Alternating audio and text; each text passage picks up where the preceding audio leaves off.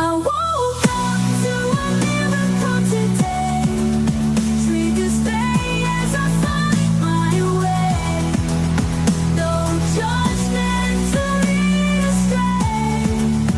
In this peaceful state I'll stay. Welcome back, everyone, to our exploration of A Course in Miracles in Practice. Glad to be here as we delve into today's lesson. Today, we're looking at Lesson 248. Whatever suffers is not part of me. And this one, it definitely pushes us to question some core beliefs about pain, about who we think we are.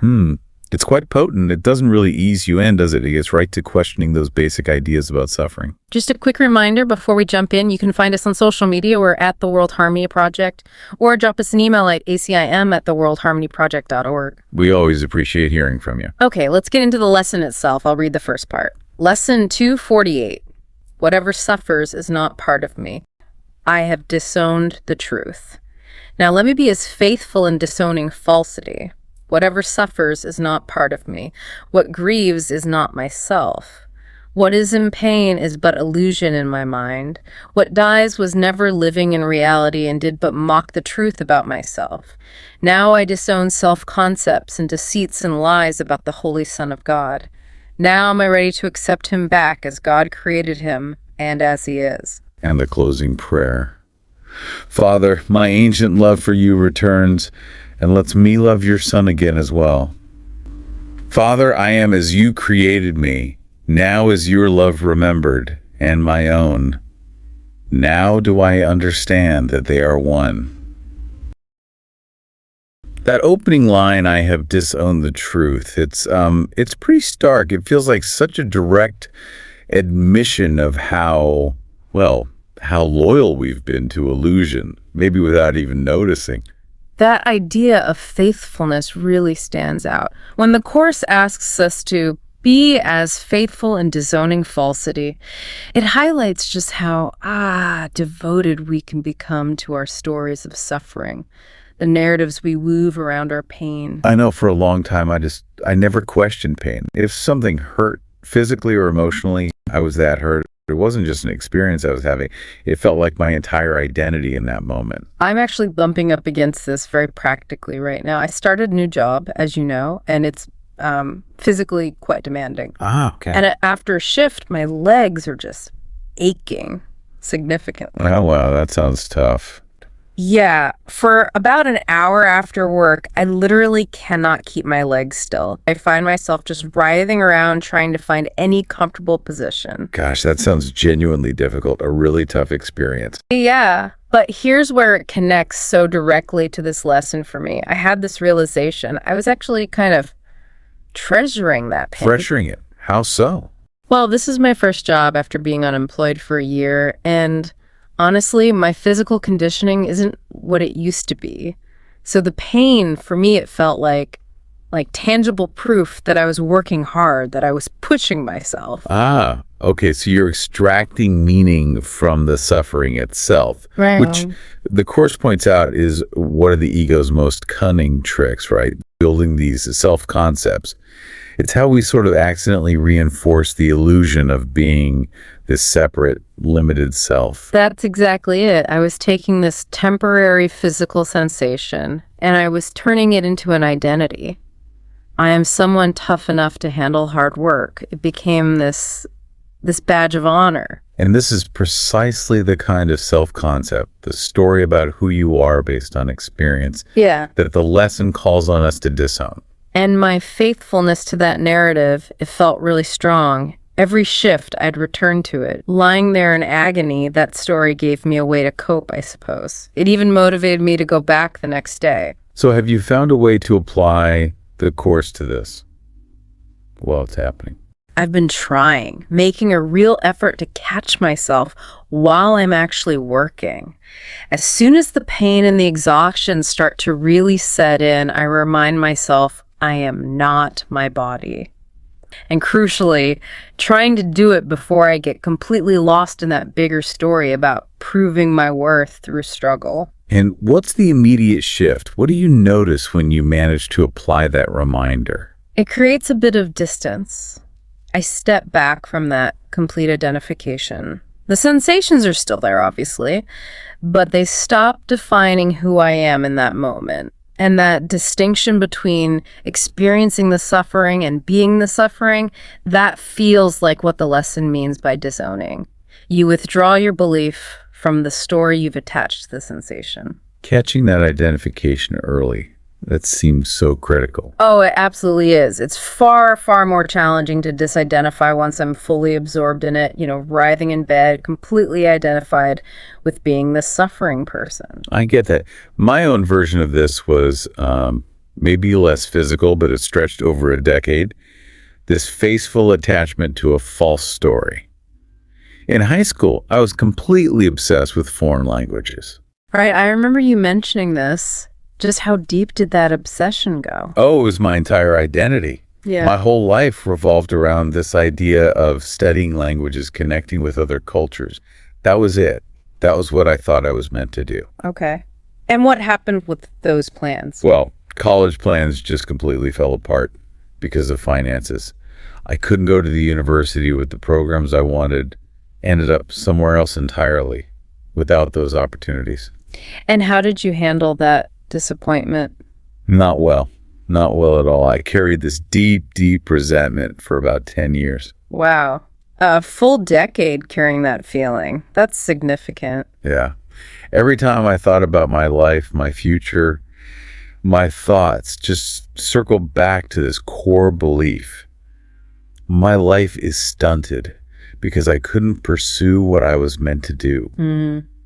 I was incredibly faithful to that victim story. Mm-hmm. Probably as faithful as I've ever been to anything.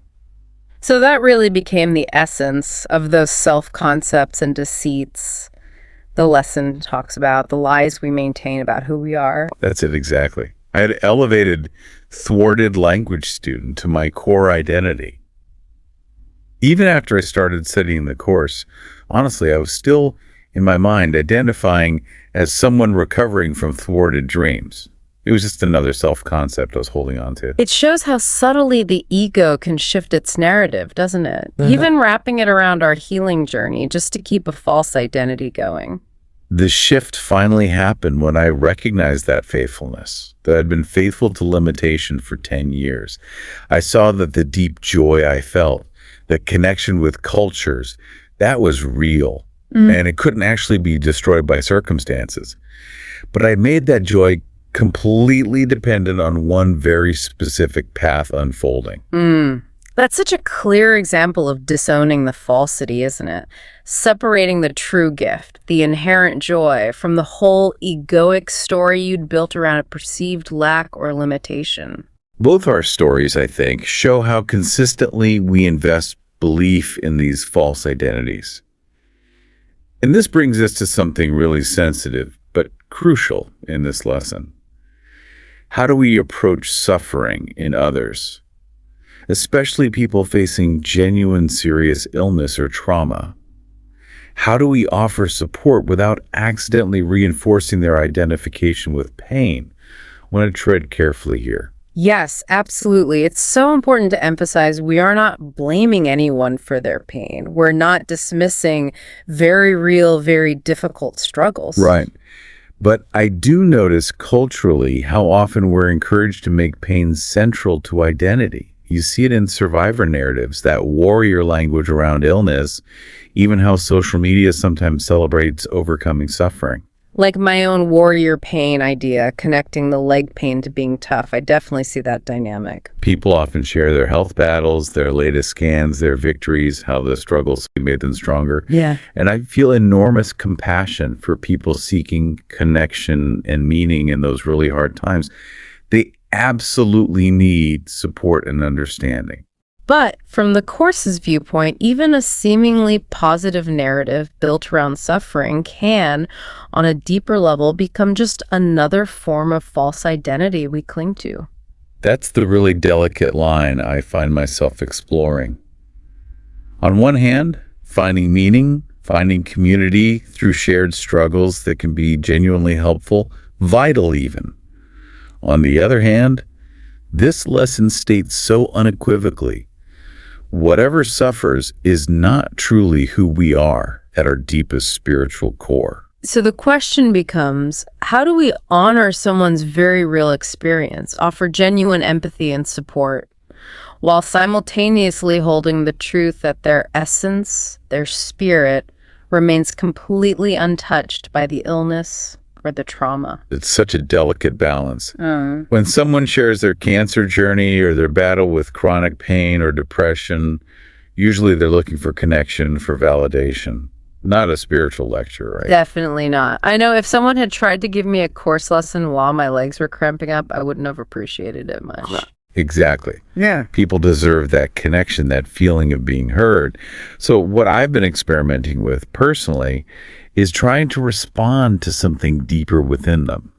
Maybe their courage, their spirit, their capacity to find meaning, but without reinforcing the identity of cancer patient or depression sufferer. Can you give an example? What might that sound like in practice?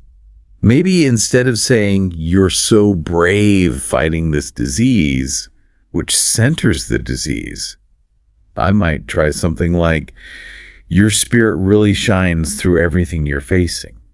It acknowledges their strength, but points beyond the illness narrative. I like that. That feels more aligned with seeing their wholeness, doesn't it? Acknowledging their being beyond the temporary circumstances of their experience. And this discernment is so important because sometimes, with the best intentions, people can misinterpret these teachings. I actually experienced this myself during my own cancer journey years ago. Someone essentially told me I'd created it through negative thinking. Oh no, that's just harmful. That kind of blame completely misses the point of true compassion. It really does. This lesson isn't about blaming ourselves for our experiences, physical or otherwise. It's about recognizing that our true self, the self God created, remains whole, perfect, and utterly untouched, regardless of what's happening at the level of the body or the personality. So when you were dealing with cancer, the authentic course approach wouldn't have been trying to fix your thinking or assign blame. It would have been to simply see your wholeness despite the illness, to hold that vision. Yes, that's it, exactly. True compassion sees past the temporary experience to what is eternal and unchanging in the person. It never makes them feel wrong or lacking. It only seeks to remind them gently of their inviolate nature. So when the lesson says, "Whatever suffers is not part of me," we understand how challenging it is to access that recognition when we're really in distress. Yeah, my leg pain example highlights that perfectly. Once I'm totally absorbed in it, building that whole narrative around work and worthiness, it becomes incredibly difficult to step back and remember this teaching in that moment.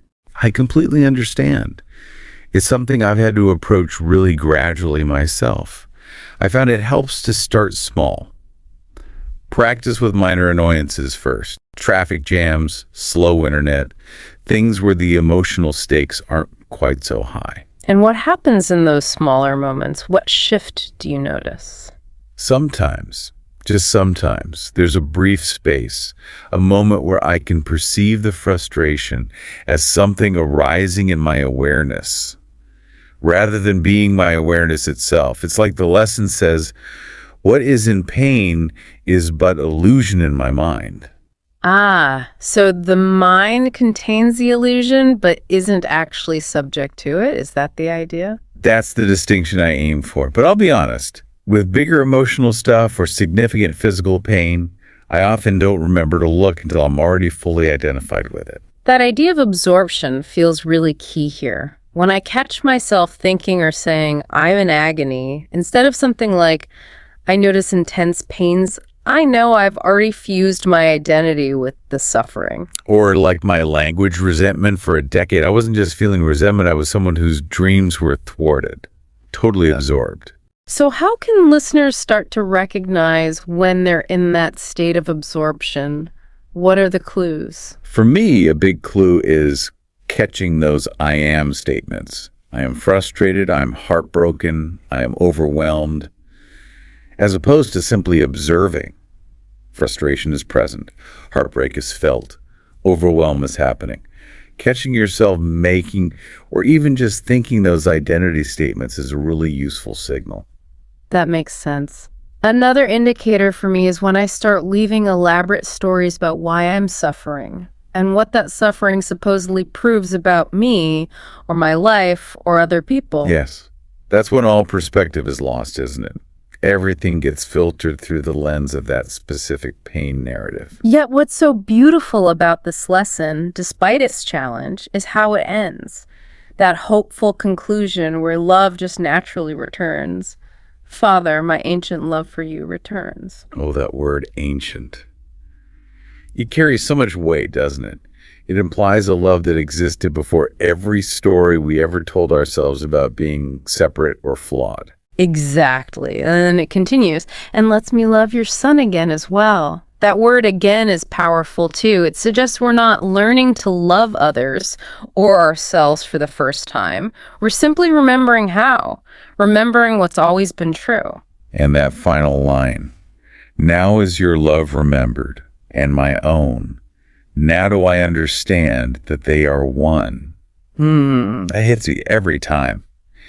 It means God's love and our own love aren't two separate things trying to connect across some divide. They are the same love, recognizing itself. And maybe that explains why, when I can genuinely see past someone's temporary pain to their inherent wholeness, it doesn't feel like effort.